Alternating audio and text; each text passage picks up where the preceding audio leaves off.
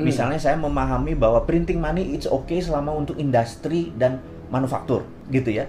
Dan sekarang BI akan mencetak 600 triliun. Iya, tapi kalau buat BLT, buat create demand, saya bilang ini masih teorinya Keynesian. John Maynard Keynes itu bilang di dalam tahun depresi Amerika tahun 30, kita harus create demand. Iya. Iya, karena mereka punya manufaktur kuat banget waktu itu. Mereka punya mobil Ford, mereka punya Rockefeller punya gasolin dan segala macam. Ya. Terus punya Thomas Alva Edison punya GE punya ini. Jadi manufakturnya nggak masalah.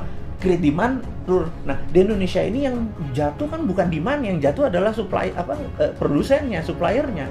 Karena kan kita udah terbiasa impor. Iya. Nah, waktu itu disuntikkan ke BLT untuk create demand, ininya udah tinggal 30% produsennya.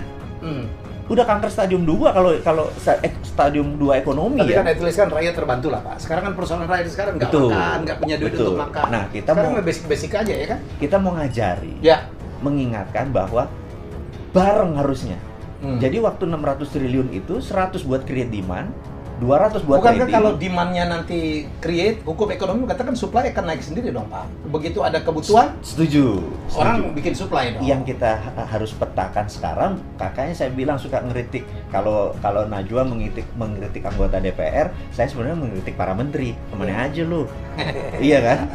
Ini Menteri Perindustrian harusnya ini loh yang nanti mau disiram. Menteri UKM ini loh yang mau disiram gitu loh. Iya.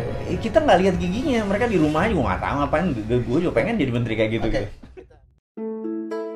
Jika uang yang digunakan adalah uang proyek printing money, maka orang tersebut harus hati-hati, bisa dihukum mati menyalahgunakannya. Demikian dialog saya berlanjut dengan pemimpin China Chemical tersebut. Uang proyek kalau hasil printing money, maka kalau dikorupsi hukumannya bukan hanya hukuman mati, tapi keluarga pelaku bisa masuk 2 tahun kamp konsentrasi. Karena uang hasil printing money itu berbasis proyek, kalau dikorupsi bisa membuat kolaps sistem ekonominya. Itulah kunci sukses menjalankan New Economic Model. Tidak boleh ada kebocoran sedikit pun, itu intinya. Karena itu, kalau kalian melihat kami menghukum mati koruptor, itu yang pasti uang hasil printing money yang dikorup olehnya. Efeknya memang di awal-awal banyak koruptor yang melakukan korupsi dan dieksekusi dengan tegas oleh negara. Namun di tahun ke-30 atau 30 tahun kemudian, seperti sekarang sudah jauh berkurang. Paling 1 atau tidak lebih 5 lah yang dieksekusi, alias semua orang sekarang sudah mengerti bagaimana melakukan dan menjalankan printing money berbasis project. Itulah masalah terberat dalam menggunakan strategi printing money. Ketatnya pengawasan dan tidak ada ampun, no mercy. Cerita singkat ini membuat saya tertegun. Jadi selain harus membuat uang berputar berlapis-lapis lebih dari M12,